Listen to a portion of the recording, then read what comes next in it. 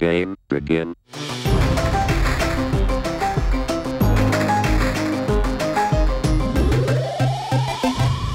Très rapidement, je m'appelle Laurent Wróblewski. Effectivement, donc challenge quand même assez relevé, 17h30. On va parler de tests. Donc voilà. Avant la keynote de sortie, j'avoue, je peux comprendre si vous êtes fatigué et je peux encore comprendre si vous êtes encore plus fatigué à la fin de la presse. Voilà, donc comme vous voyez le titre, bon, un peu provocateur. J'espère qu'il n'y a pas de PO dans la salle. De manière personnelle, je m'entends très bien avec les product owners. Hein, je le dis directement pour pas m'attirer d'ennui. Et en fait, aujourd'hui, donc voilà, on va parler de tests. Donc déjà, même pas de tests unitaires. On va parler carrément de tests end-to-end. Donc voilà, en plus, là, ça devient encore plus particulier. Et donc, encore une fois, merci à tous ceux qui sont là. Et aussi un petit merci à un gars qui s'appelle Fred, qui m'a cassé les pieds tous les jours pendant 2 mois pour me demander si j'étais prêt pour la presse. Donc Fred, je te remercie. Et merci pour le stress accessoirement. Voilà. Donc voilà, donc le titre, ça va être « Et si nos PO commençaient à faire leur travail ?» Test Café Cucumber, vous allez voir très vite, ça va être des solutions techniques que j'aurais utilisées justement pour envisager une solution par rapport à ces tests end-to-end. Donc ça, voilà, c'était la petite joke. Malheureusement, il n'y a pas de product owner dans la salle, donc ils ne sauront pas apprécier la blague à leur juste valeur. Et en fait, la presse aujourd'hui, ça va faire un peu comme une histoire. Enfin, vite quand même, il y aura quand même beaucoup de techniques, de présentations techniques, mais je vais essayer d'agencer ça comme une histoire. Ça va dérouler un peu un cheminement, donc vous verrez ça par la suite. On va commencer comme ça par le début. Donc oui, c'est pour des tests end-to-end sur des applis web. Vu que je suis très familier, donc tous les derniers projets ont été faits en Angular. Voilà, pour ceux qui n'aiment pas, malheureusement, ils peuvent encore sortir. Je vais pas mal parler Angular. Et donc, on va imaginer un développeur qui est consciencieux. Voilà. On peut enlever une partie de la salle ou on peut enlever pas mal de monde. Et son application web Angular, la personne, je sais pas, on va lui donner un nom, ce sera plus facile pendant la presse. Bah, je sais pas, on va l'appeler Benoît, tiens. Il y avait un petit air de ressemblance avec la photo. Et donc voilà, donc vous êtes un développeur, donc ça peut être sur n'importe quel projet. Là on parle d'applications web, ça peut être sur des applications Java, ça peut être sur des applications Scala, enfin absolument ce que vous voulez. Vous êtes relativement consciencieux, donc a priori à partir de là vous avez une couverture de test unitaire qui est blindée. Donc notamment pour avoir la fierté d'avoir la plus grosse couverture de test sur tous les projets du site, ou alors parce que vous êtes vraiment carré et que vous voulez éviter des régressions, c'est très louable. Sauf que voilà, vous avez une application qui est en prod, et à un moment donné, il arrive ce qui arrive à chaque fois, vous avez un bug en production. Vous mettez un jour, vous mettez une nouvelle release, il y a un problème, il y a un bug. Il y a eu une régression par rapport à un cas aux extrémités que vous n'avez pas testé, c'est normal, on est humain, puis on n'a pas tout le temps, forcément le temps de tout tester. Il y a un problème, et quand il y a un problème, bah, il y a des gens qui sont en colère au-dessus. Et par le système d'échelle inversée, ça redescend progressivement jusqu'à la personne qui est tout en bas, c'est-à-dire jusqu'au pauvre Benoît. Il ne tombera pas plus bas.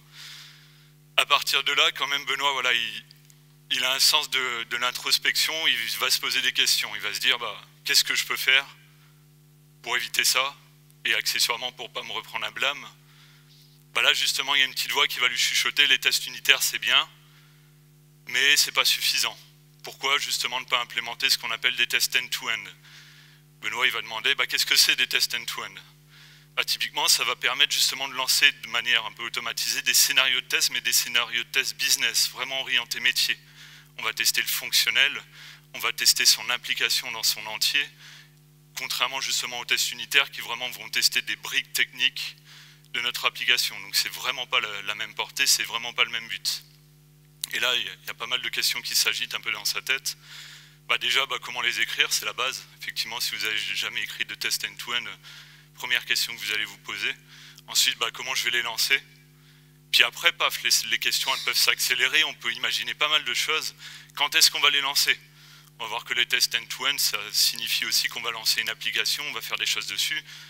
On ne va pas lancer des tests end-to-end dès qu'on modifie une ligne dans le code. Donc, on pourrait se dire on va les lancer à chaque push, à chaque build automatique, ou alors dès qu'on va faire une release. Tiens, ça peut être une bonne idée pour éviter des régressions en prod.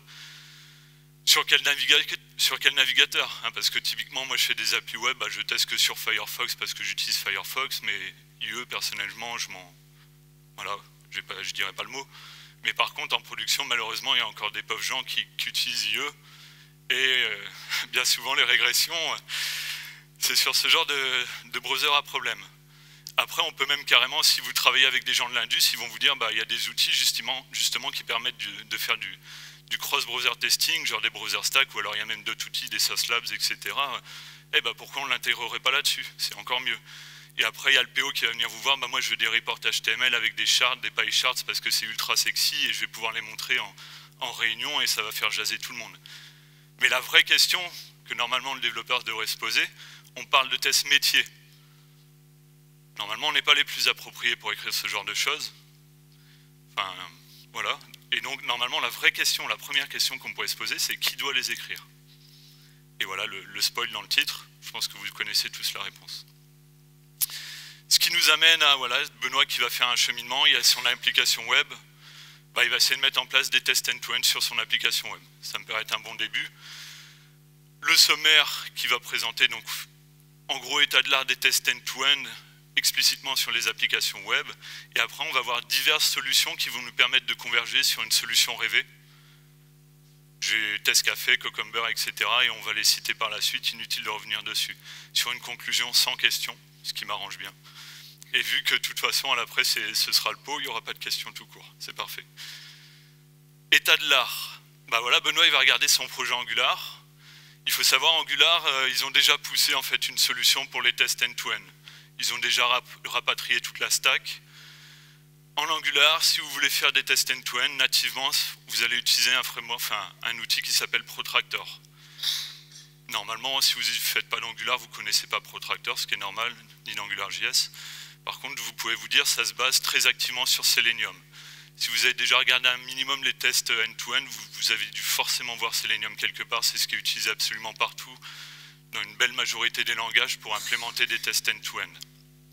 Et donc Protractor, en fait, ça va être un programme Node.js justement qui va se baser sur Selenium pour faire tourner vos tests end-to-end.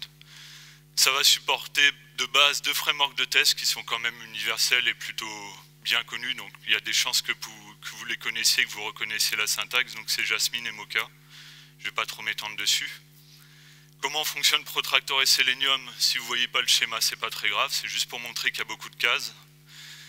En fait, qu'est-ce que fait Protractor? Ça va être juste un peu un tool Node.js qui va venir en fait dialoguer avec un serveur Selenium. Donc première brique, il va dialoguer en HTTP avec un serveur Selenium qui va tourner sur votre machine ou un serveur, ce que vous voulez. Et ce serveur Selenium, il va dialoguer avec le browser, typiquement pour rendre les pages de votre application et pour lui dicter des instructions comme clique sur tel bouton, écris tel input dans tel champ, etc., etc. Après voilà, c'est pas magique non plus, c'est-à-dire il ne va pas vous ouvrir un Chrome et il ne va pas établir une communication comme par miracle. Il va avoir la nécessité d'installer un driver tiers sur les navigateurs. Voilà. Première remarque, en tout cas c'est clairement du vécu sur tout ce que j'ai pu utiliser, enfin tous les projets sur lesquels j'ai pu utiliser ça, c'est un peu lourd à installer tout ça. C'est quand même un peu galère, surtout si vous commencez à être en entreprise sécurisée, il y a des proxys, il y a pas mal de magouilles à faire, etc., etc. Et là on commence à pleurer. Et donc en gros la solution out of the box où on fait, tiens je fais ma commande, je sais pas, ng e2e, nickel pour lancer les tests end-to-end, on l'a dans Baba parce qu'il n'arrive pas. Parce qu'il faut savoir quand on lance Protractor, il va essayer d'update le serveur Selenium, on a des problèmes de proxy, ça crash, il essaye quand même d'updater le proxy mais après il n'arrive pas à s'y connecter, au bout de 3 jours on n'arrive pas à lancer un Hello World et là par contre les gens ils commencent à se poser des questions sur votre capacité. Ce qui est un peu malheureux vu que ce n'est pas forcément votre faute. Donc bon, Benoît, déjà, il y a un premier step, il est un peu déçu. Hein. Il a passé 3 semaines pour... peut-être pas 3 semaines, on va dire une semaine. Une semaine pour lancer ses tests, et là, il commence à les rédiger. Donc c'est nickel. Jasmine, Mocha, il commence à rédiger un cas de test de base. Il regarde, il est content, il montre un de ses collègues. Le collègue ne connaît pas toutes ses syntaxes. Et là, il se dit, mais il fait quoi ton test? Parce qu'effectivement, vous regardez ça, on pourrait s'attendre quand même, on parle quand même de tests métiers, hein, encore une fois. Et là, on voit quand même tout un ensemble de syntaxes pour récupérer des sélecteurs sur des éléments du DOM, avec des clics dans tous les sens. Enfin, je ne vais pas encore une fois m'attarder sur le code, mais j'espère en tout cas que vous êtes d'accord avec moi pour dire, bah, si vous ne connaissez pas trop, c'est pas ultra lisible et pas ultra compréhensible. Et donc vous pourriez tout à fait avoir la même réaction que Benoît qui est, bah, effectivement, c'est pas facile. D'autant plus que Benoît, voilà, il est tout le temps en vacances. Et donc le PO, il veut voir les tests end-to-end, il va demander à son remplaçant, et le remplaçant ne connaît pas Jasmine Moka, et il va pleurer parce qu'il aura du mal à expliquer ce que ça fait. Et donc Benoît, il va avoir une idée, on va lui dire, bah, ton code n'est pas assez compréhensible, il n'est pas maintenable, il n'est pas évolutif. Donc il va se dire, et c'est du vécu, hein, encore une fois, et je l'ai fait aussi, donc je peux vraiment pas me moquer, bah, les gars, j'ai l'idée du siècle. Je vais utiliser un pattern qui est vieux comme le monde, donc c'est pour ça, enfin, la solution qui est vraiment pas nouvelle, je vais utiliser le pattern PageObject, c'est-à-dire je vais mettre une couche par-dessus en fait toute cette syntaxe un peu lourdingue. Je vais créer mon custom PageObject. Donc là, c'est une syntaxe comme une autre, c'est pas la plus belle d'ailleurs, mais on s'en fout. J'ai créé une classe AngularPage qui va englober toute cette syntaxe un peu lourdingue, Jasmine Moka, et qui va l'englober dans des méthodes, dans des accessoires, dans des méthodes qui sont clairement lisibles. Je ne sais pas, par exemple ici vous voyez to-do list, je pense que vous pouvez deviner un peu mieux qu'on va faire un getter sur une liste de to-do plutôt que le return élément .all, .je sais plus quoi, .je sais plus quoi. Le but vraiment c'est de passer par une couche comme ça qui va enlever tout le côté un peu compliqué, enfin compliqué entre guillemets de Jasmine et Moka, et vraiment avoir des noms intelligibles qui soient faciles à réutiliser dans l'implémentation de vos tests. Et donc voilà, il va voir ses chefs, il leur dit bah, grâce à mon PageObject, les tests ils sont ultra compréhensibles, ils sont réutilisables, les autres ils peuvent passer sur mon code facilement, ils vont tout comprendre, ils vont savoir les réutiliser. C'est nickel. Sauf que, et c'est du vécu encore une fois, Benoît est sur le projet A, il y a un projet B, il y a un projet C. Bah, les devs sur les projets B et projets C, ils ont réimplémenté aussi, parce qu'ils ont eu exactement la même idée. Ils ont réimplémenté leur PageObject. Ce qui est normal, au final, il n'y a rien qui existe, donc ils font une surcouche à eux. Ils ont eu aussi l'idée du siècle, donc ça fait 3 personnes qui ont eu l'idée du siècle. Et au final, on se retrouve avec des PageObjects qui ont quand même des éléments différents, parce qu'ils dépendent quand même du code qui est dans l'application. Mais par contre, la base en soi, bah, au final, il y a 80% de code qui est le même en fait entre chaque PageObject. Et ça, c'est vraiment un peu dommage. Donc vraiment, on arrive en fait à 2 problématiques. Benoît, il a perdu 2 semaines, une semaine pour le setup et une semaine pour écrire un PageObject qui, pour moi, aurait pu être inclus de base dans le framework à 90% et qui aurait évité pas mal d'ennuis.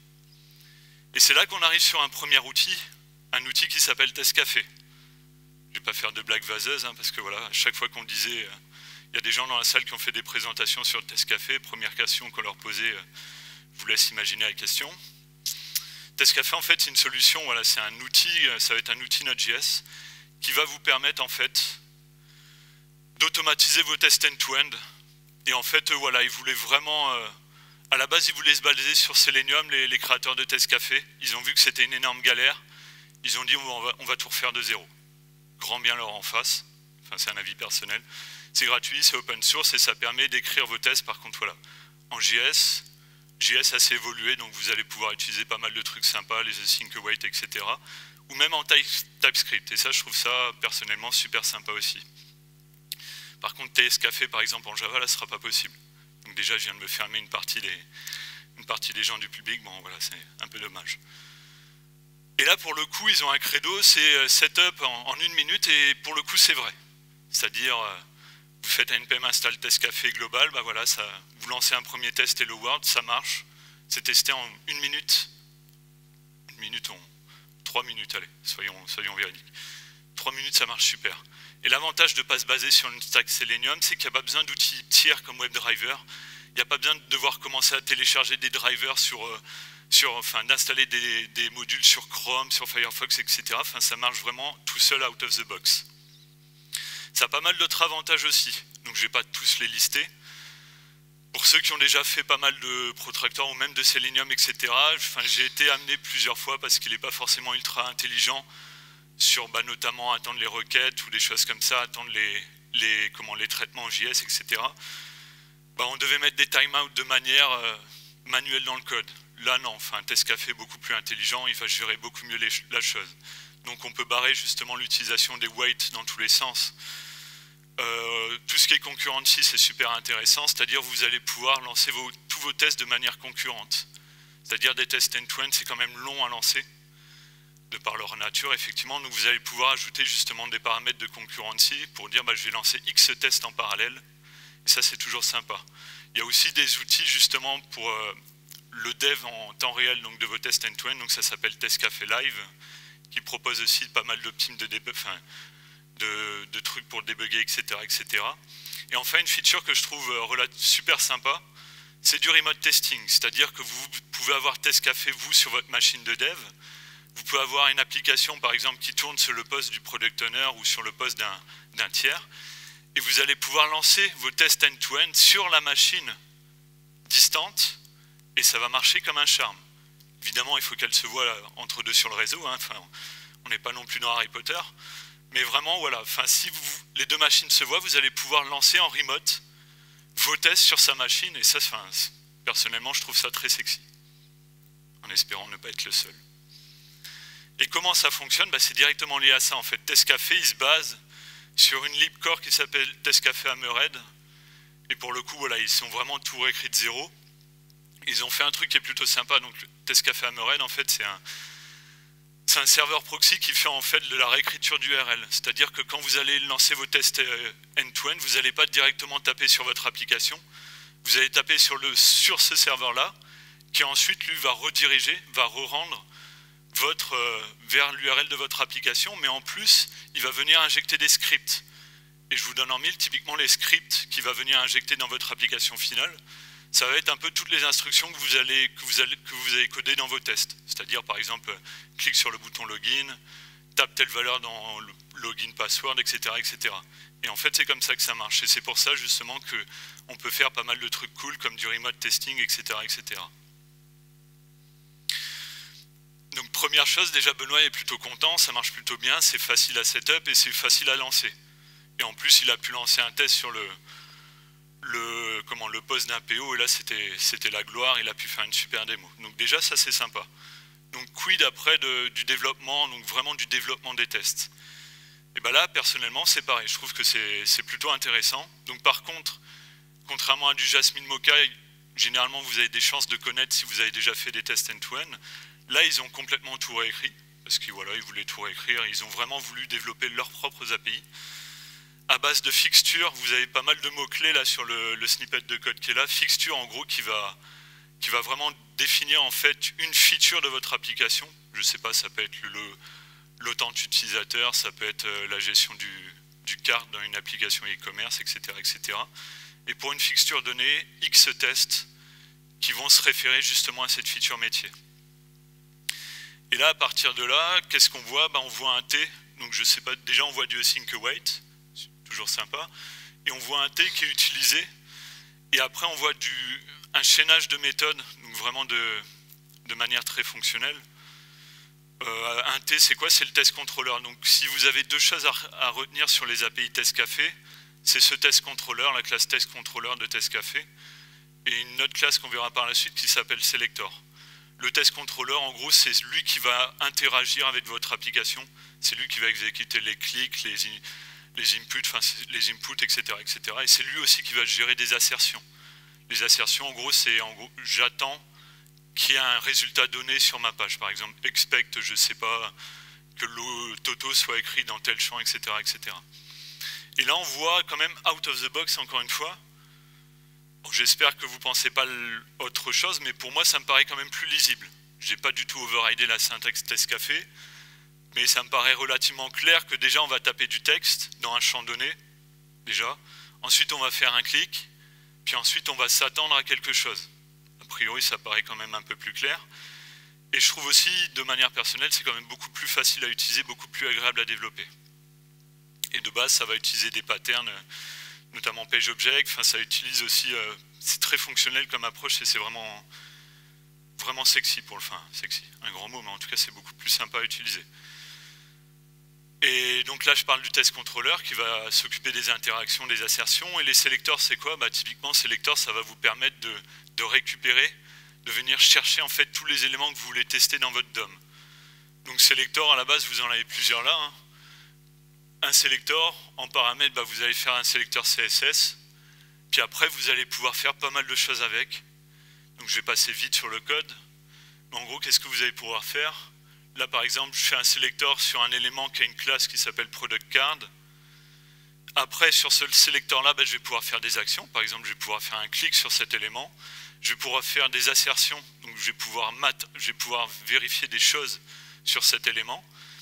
Et encore mieux, après, donc, les API vraiment Testcafé, qui au passage sont plutôt bien documentés. Donc, ça change de pas mal d'autres outils qu'on peut utiliser. Enfin, qui sont bien documenté. Selector, en fait, il a tout un ensemble de méthodes super sympa, par exemple, pour filtrer encore vos sélecteurs sur des attributs, sur du texte, sur par rapport, je sais pas, un élément d'index donné, etc., etc. Et là, pour le coup, vraiment, sans avoir à redévelopper la roue, vous pouvez vraiment affiner pour récupérer les éléments dans vos pages HTML, enfin dans le DOM, etc., vraiment facilement. Parce que je sais, voilà, après, il y a forcément des gens, ils ne seront pas satisfaits, pour eux, il leur manquera des choses. Et là, Testcafé, ils avaient des solutions. Vous pouvez notamment créer vos sélecteurs custom. C'est super simple, encore une fois, vous utilisez la classe selector et après, à l'intérieur, c'est juste une fonction qui prend en gros en entrée je sais pas, par exemple, la classe ou l'élément que vous voulez sélectionner. Et après, c'est à vous d'implémenter le code pour sélectionner l'élément dans le DOM. Donc là, par exemple, j'ai fait mon sélecteur custom qui vient rechercher un élément, soit par ID, soit par class name. Et typiquement, la fonction, c'est ce qu'elle va faire. Après, voilà, c'est pas forcément ce qu'il y a plus élégant forcément. Je vais juste récupérer dans le document les éléments par ID ou par class name qui ont telle valeur. Donc voilà, vous pouvez vraiment créer des sélecteurs très facilement. Et dernière chose encore plus spécifique, mais qui peut être vraiment intéressante aussi, vous pouvez étendre des sélecteurs. C'est-à-dire, imaginons que vous ayez un composant qui est vraiment une forte valeur, en gros, qui soit vraiment très spécifique. Par exemple, vous avez des tables ou des choses comme ça, et vous aimeriez bien vraiment avoir des méthodes custom, je ne sais pas, par exemple, sur une table un get cell content qui vous permet de récupérer le contenu d'une cell donnée. On peut en fait utiliser justement une méthode qui s'appelle addCustomMethods. Vous ajoutez votre méthode et après vous allez pouvoir l'utiliser comme si nativement elle faisait partie des API Testcafé et comme si c'était une méthode de la classe selector. Et donc voilà, Benoît, il a vu tout ça et il est plutôt content. Donc il approuve.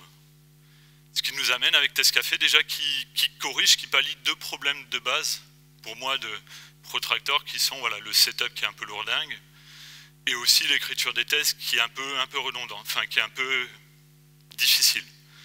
Et Testcafé, voilà, les gens qui font du JS de base sans aucun framework, il y en a quelques-uns, mais voilà, c'est pas la majorité en tout cas.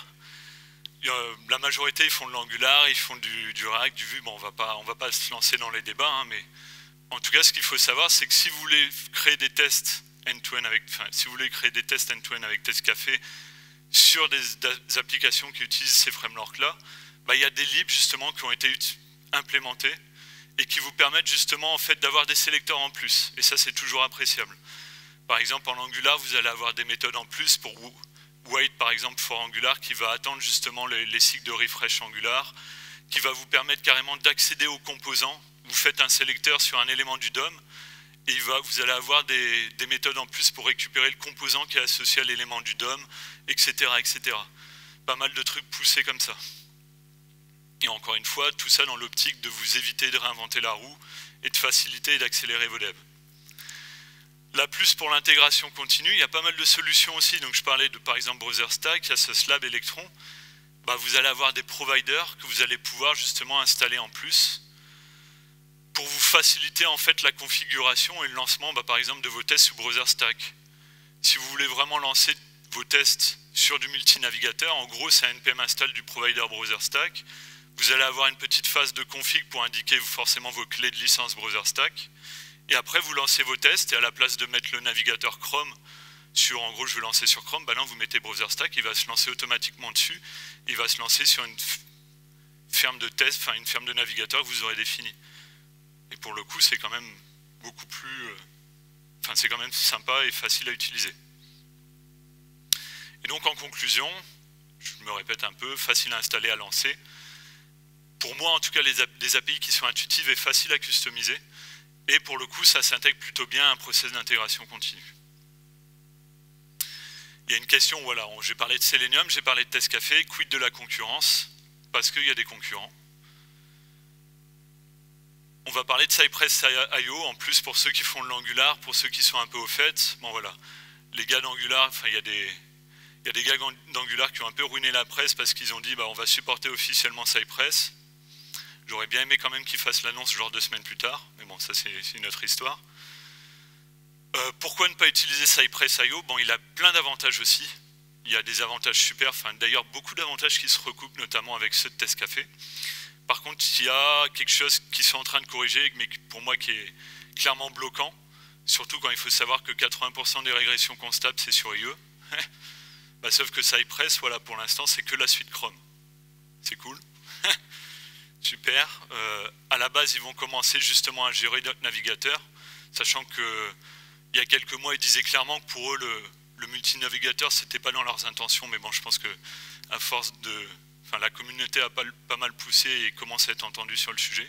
Et déjà, rien que le fait qu'effectivement, on n'ait pas du multinavigateur, ça a été clairement bloquant. Donc voilà, j'irai pas plus loin là-dessus. C'est bien beau tout ça, effectivement. Donc vous avez un outil vraiment qui peut... Enfin, un outil qui permet vraiment de facilement développer des tests end-to-end. Par contre, là, effectivement, je parle seulement des développeurs. Donc Benoît, il est super content. Par contre, c'est lui qui écrit les tests end-to-end. Encore une fois, c'est des tests métiers. Mais c'est lui qui se les paluche, et c'est un peu dommage. Surtout que voilà, il ne connaît pas forcément à fond le métier, et ses tests ne sont pas forcément relevantes, enfin, ils ne sont pas forcément affinés par rapport à des cas métiers tels qu'un PO pourrait les envisager. Et donc là, on va passer sur un deuxième outil. Donc d'abord Testcafé, qui a un peu enlevé la problématique technique de l'écriture des tests end-to-end. Après, on va plus s'orienter sur une problématique plus business. Et là, c'est Cucumber qui va venir à la rescousse. Qu'est-ce que c'est Cucumber? C'est pareil, c'est pas que en JS, c'est pas que lié à Angular, c'est vraiment une solution très globale. Mais Cucumber JS plus précisément, bah c'est... Merci Captain Obvious, hein, c'est une implémentation JS de Cucumber, super. Et en fait, là par contre, on va commencer à toucher à des points qui sont intéressants. Ça va être un outil de lancement de tests automatisé BDD. BDD, voilà, il y a des gens qui disaient mais pourquoi tu parles de base de données sur des tests? Super. BDD, en fait, ça va être du Behavior Driven Development. C'est-à-dire, en fait, voilà, c'est du développement qui est drivé par le business, c'est-à-dire vraiment drivé par le métier.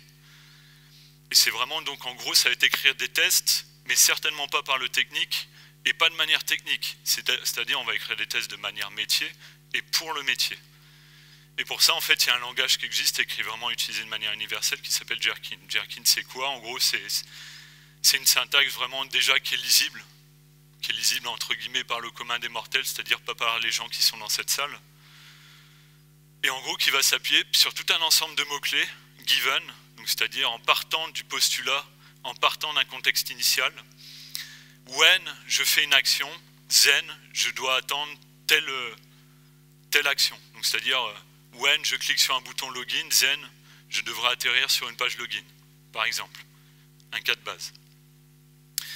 Comment l'utiliser? Donc Benoît il s'est renseigné, comment il a fait? Bah, c'est ultra simple, c'est comme Testcafé, npm install Cucumber, puis après il lance en ligne de commande, puis il va lancer ses tests. Donc ça on y reviendra après. Donc là je vous montrais des tests end-to-end qui étaient vraiment entre guillemets velus, on utilisait des API, on collait, etc. Les tests avec Cucumber, ça va être des fichiers feature. Fichiers feature, encore une fois, qui vont décrire des tests métiers. Et donc là, bizarrement, ça devient plus lisible. J'espère, j'espère quand même. Donc chaque scénario, en fait, voilà, c'est lisible, c'est intelligible. Et là, en fait, on a l'exemple d'un scénario. On a l'exemple d'une feature, par exemple, login utilisateur. On a deux scénarios. Le premier, typiquement, affichage d'une pop-up de login. Deuxième scénario, c'est connexion utilisateur. Et chaque scénario, en fait, va représenter vraiment un cas de test métier. Et là, normalement, rien qu'en le lisant, vous savez ce que ça doit faire. Un petit défaut de la syntaxe, notamment de Gherkin, c'est que justement, ils disent on n'est pas un langage de programmation. C'est-à-dire qu'en gros, si vous faites un test, et par exemple, si vous avez 2 cas de test qui sont vraiment très similaires à quelques clics près, ok, je suis dans la merde, et ben voilà, vous allez devoir écrire l'ensemble du test. C'est-à-dire, il y a très peu de possibilités de factorisation en fait. Vous n'allez pas factoriser tout un ensemble d'éléments et les réutiliser dans un autre cas de test, c'est vraiment compliqué. La seule factorisation qu'on peut avoir, c'est sur le deuxième exemple que vous voyez. Si vous avez un peu lu l'exemple, à un moment je saisis la valeur chevron login. Bon, le test n'est pas complètement stupide, on ne va pas écrire chevron login en fait dans le champ input. En fait, chevron login, ça va être une variable qu'on va pouvoir paramétrer et que vous voyez en gros juste en bas. Et donc en gros là je vous le donne en 1000, c'est ce qu'on appelle en fait un peu les table data avec les scénarios outlines. Ce test là, connexion utilisateur, va pouvoir être répété autant de fois qu'on a mis de valeur en gros pour ces différentes propriétés. Donc en gros il va être lancé une fois avec Tom en login, 1, 2, 3, 4 password, etc., etc. Une deuxième fois avec un login valide, password, etc. Et donc voilà. Par contre, ce qu'il faut savoir, c'est que là, vous avez des phrases, mais Cucumber,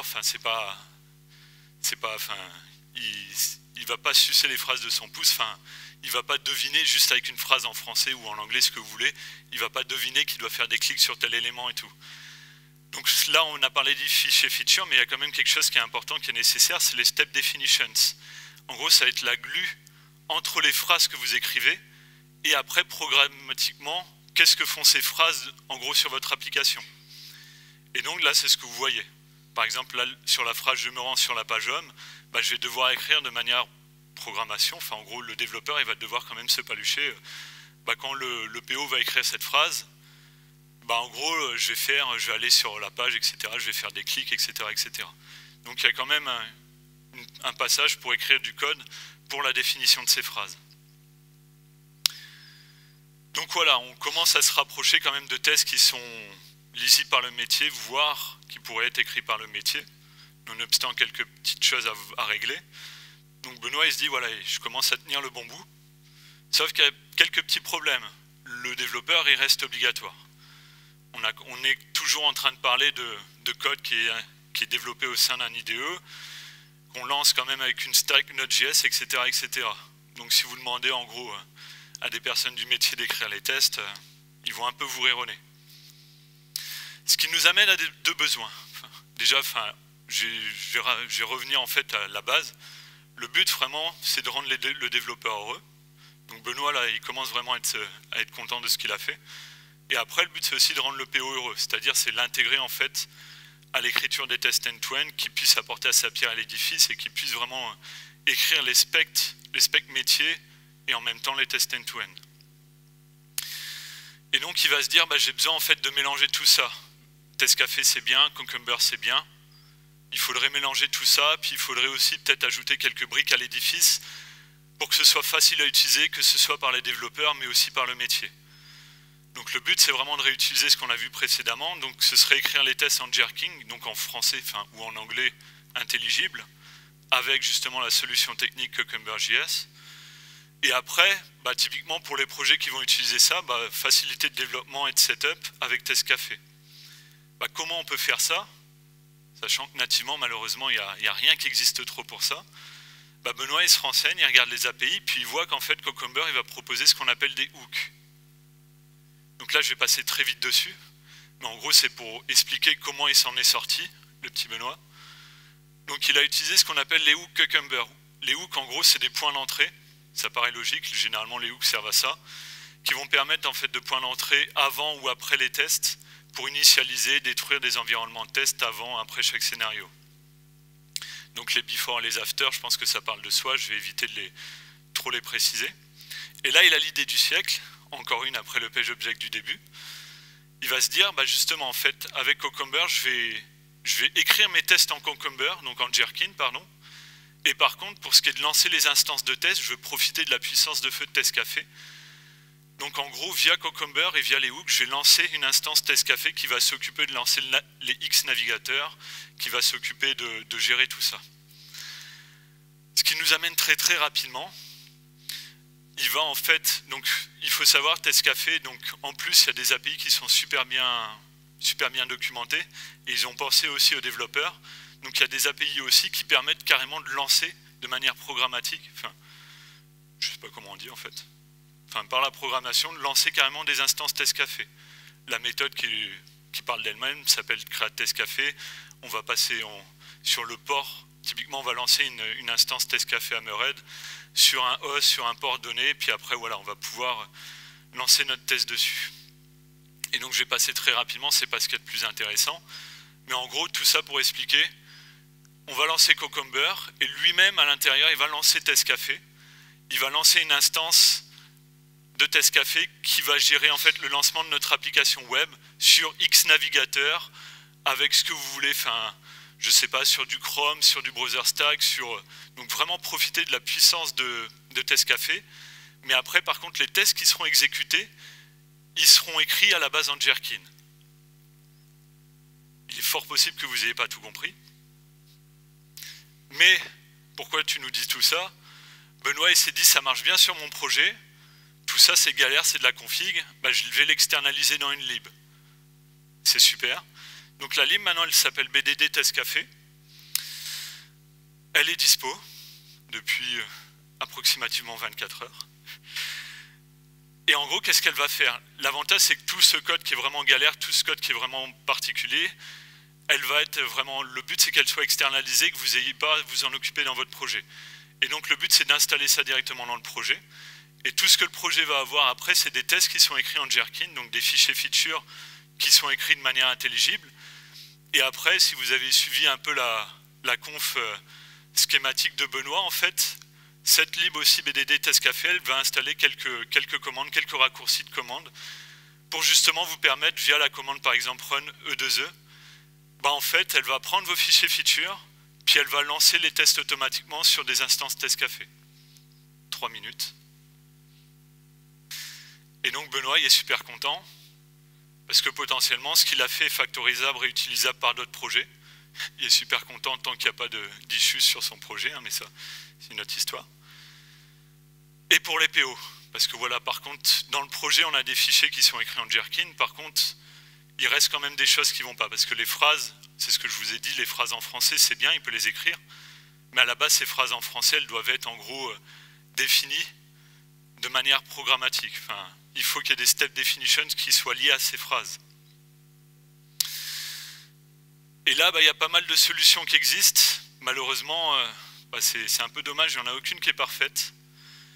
Test Café, par exemple, a utilisé un outil, enfin, a développé un outil qui s'appelle Test Café Studio, qui va vous permettre justement d'écrire vos tests à la base, et donc qui va permettre de manipuler votre application, et qui va vous permettre d'écrire des tests end-to-end. Je passe très vite dessus, déjà parce que c'est payant, parce que c'est cher, donc on est pauvre, et surtout parce que, je ne sais pas si vous voyez à l'écran, mais justement comparé à la syntaxe Cucumber de base, où on écrit tout en phrases intelligibles, là on manipule purement du code, donc c'est pas du tout utilisé par des product owners, c'est pas du tout utilisé par des gens du métier. Donc ils ont créé une application qui normalement était censée aider monsieur tout le monde à créer des tests end-to-end, c'est pas du tout malheureusement une réussite et ça reste un outil pour les développeurs. Et donc malheureusement la solution qui a été retenue pour le projet de Benoît, et c'est un peu voilà, c'est la solution en gros ça a été de développer une solution propre. Une solution propre en gros qui serait un BDD editor. C'est-à-dire en gros qui propose des phrases qui ont été développées par Benoît et par sa team, et après en gros le PO passe sur cette application, vient utiliser ces phrases et vient construire tous ces tests avec. Donc c'est-à-dire que là vraiment le PO il arrive vraiment sur une interface où il n'a plus du tout à développer. Il utilise juste un set de phrases qui existe et qui est exhaustif. Après voilà, il faut qu'il soit exhaustif, donc ça reste une autre histoire. Mais on arrive sur un product owner qui peut vraiment utiliser des phrases et qui peut créer justement ses propres US, ses propres features, et qui peut les écrire et qui peut écrire vraiment des tests jerk, enfin, qui peut écrire un ensemble de phrases qui est vraiment intelligible. Et après, voilà, enfin, je ne vais pas vous expliquer, mais en gros, via cette interface web, on vient générer les fichiers features écrits en Gherkin qui sont intégrés directement sur le projet final et qui peuvent être lancés à la volée grâce à la librairie de Benoît. Il me reste quasiment plus de temps, donc je vais passer directement à la conclusion. Conclusion, pour la mise en place de test end-to-end intelligible, Testcafé c'est super, Cucumber c'est super, et le mix des deux c'est très bien aussi. Et plus sérieusement, parce que voilà, la conclusion elle était assez light, de manière plus générale, en fait les tests end-to-end, pour moi malheureusement, sont sous-évalués. C'est-à-dire ils sont vraiment très importants, notamment pour éviter les non-régressions. Et par contre, même pour les gens qui font des tests end-to-end, pour moi ils ne sont pas implémentés de la bonne manière dans 90% des cas. Donc c'est un peu dommage. Et donc pour finir, en gros les tests end-to-end sont donc réservés aux seuls développeurs et en gros représentent une vérification du fonctionnement technique de mon code. Voilà. Et ça choque personne. Est-ce que ça choque des gens? Ça va, merci, faites-moi rêver. Non, effectivement, c'est tout à fait faux. Les tests end-to-end, en fait, doivent être, et c'est là un gros problème, doivent être accessibles à tous les membres de l'équipe, et j'ai limite envie de dire surtout pas aux développeurs. Et aussi, et ça c'est vrai que j'en ai peut-être pas assez parlé, doivent être aussi une documentation métier, et devraient même être carrément être une documentation métier, faire carrément être des specs, et être source de validation de specs métier. Et c'est tout. Et il n'y a pas de questions.